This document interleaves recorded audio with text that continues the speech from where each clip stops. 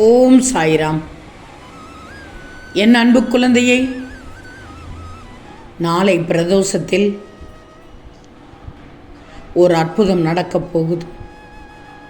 ஆம் தங்கமே, நிம்மதியாக தூங்கு. கேட்டு நடக்காத விஷயங்களை, ஆகாத விஷயங்களை நினைத்து இரவு தூக்கமின்றி மனதை சோர்வடை செய்கிற உன் நிலையை நான் புரிந்து கொண்டேன். நிச்சயமாக அது உன் பலவீனம் அல்ல. எண்ணங்களை கட்டுப்படுத்தாததால் உண்டாகும் குழப்பம் மட்டுமே அது.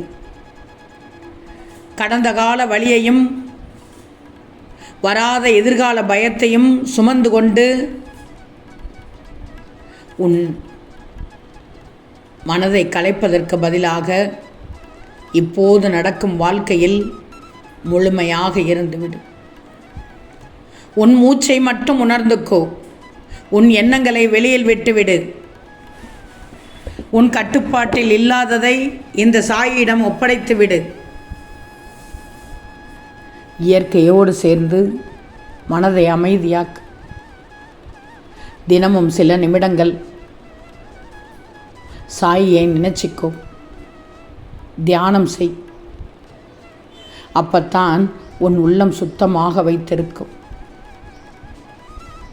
உன் உள்ளம் சுத்தமானது தான். இப்படி சொல்லிவிடாதீர்கள் சாய் என்று நீ கேட்பது எனக்கு புரிகிறது. உள்ளத்தை சுத்தமாக வைத்துக்கோ என்றால் உன் மனதில் உள்ள தேவையில்லாத குப்பைகளை வெளியே ஏற்றிவிடு என்றுதான் சொல்கிறேன். தேவையில்லாததை கண்டதை போட்டு குழப்பிக் கொண்டிருக்கிறாய். அதனால் தான் எடுத்த எடுப்பிலேயே சொன்னேன், ஆகாத விஷயத்தை மனதில் வைப்பதால் தான் தூக்கமின்றி தவிக்கிறாய். தூங்கி எழு தங்கமே. கலங்காத மனம்தான் உண்மையான பலம். அந்த அமைதியை அடைந்தவினை எந்த பிரச்சனையும் தள்ளிவிட முடியாது. சாயி உன்னோடு இருக்கிறேன். நீ அமைதியாக இருந்தால் என் அருள் உன்னை உயர்த்தி செல்ல வைக்கும். நீ மனதில் ஒன்றை நினைப்பது என்னவென்றால், என் ஜாதகம் சரியில்லை, என் நேரம் சரியில்லை, என் வாழ்க்கை கஷ்டம்தான் என்று எண்ணி மனம் தளர்வது ஒன்றுதான். இதை யார் உன் மனதில் திணித்தார்கள்? உன் மனமே திணித்து விட்டதா, இல்லை வேறு யாரும் வந்து உன்னை கெடுத்து விட்டார்களா? தப்பானதை சொல்லி உன் மனதை கெடுத்து விட்டால் உடல் ஆரோக்கியம் கெட்டுவிடும். உன் தலையெழுத்தை மாற்றும் சக்தி கொண்டவன் சாயிதான். நீ நம்பிக்கையோடு என்னை நான் நாடி வந்திருக்கிறாய் என்பதே உன் நல்ல காலத்தின் தொடக்கம். ஷீரடியில் நான் இருக்கும்போது உனக்கு சங்கடம் எதற்கு? என் உதி உன்னை காக்க இருக்கும்போது எதற்கு வேதனை? உன் உள்ளத்தில் மறைந்திருக்கும் எல்லா கண்ணீரையும் நான் பார்த்து விட்டேன். நீ சந்தித்த சோதனைகள் அனைத்தும் இனி சாதனைகளாக மாறப்போகிறது. அதற்கான நேரம் வந்துவிட்டது. கலங்காதே கண்மணி.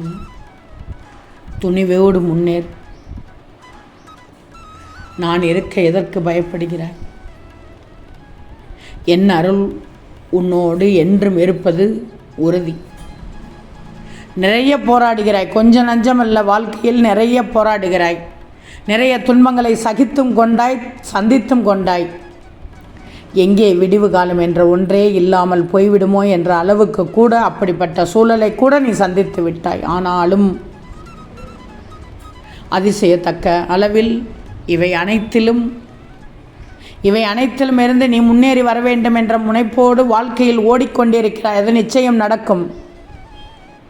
உன் எண்ணப்படியே நல்ல முன்னேற்றமான வாழ்க்கையை வாழ்வாய். ஏற்கனவே சாய் உணர்த்திய காலத்தின் நேரம் தொடங்க இன்னும் சில தினங்களே உள்ளது. அப்படித்தானே சொன்னேன். இது நாளை பிரதோஷத்தில் அனைத்தும் உனக்கானது நடக்கப் போகிறது. அனைத்தையும் கடந்து வந்து விட்டாய். உன் வாழ்க்கையில் நடப்பது எதுவும் உனக்கு எதிரானது அல்ல. விதி கூட உன்னிடத்தில் ஒரு நல்ல மாற்றத்தை உருவாக்கத்தான் வந்துள்ளது. கொடுமையாக தோன்றிய அந்த விதியின் பிடியிலும் நீ நேர்மையோடும் அன்போடும் பக்தியோடும் நடந்ததால் தான் அந்த விதியின் வலிமை நாள்தோறும் தளர்ந்து கொண்டே இருந்தது. உன் வினைப்பயன் படிப்படியாக குறைந்தது. விதியையே வெல்லும் சூழ்நிலையை இந்த சாய் உனக்கு தருகிறேன், தந்துவிட்டேன். நான் உன்னை இருகணைத்து பாதுகாத்து கொண்டே வந்து கொண்டிருக்கிறேன். எத்தனை சக்திகள் உன்னை நெருக்கடியான பாதையில் இட்டு சென்றாலும் அவற்றிலிருந்து உன்னை மீட்டு எழுப்புவதும் நான் தான்.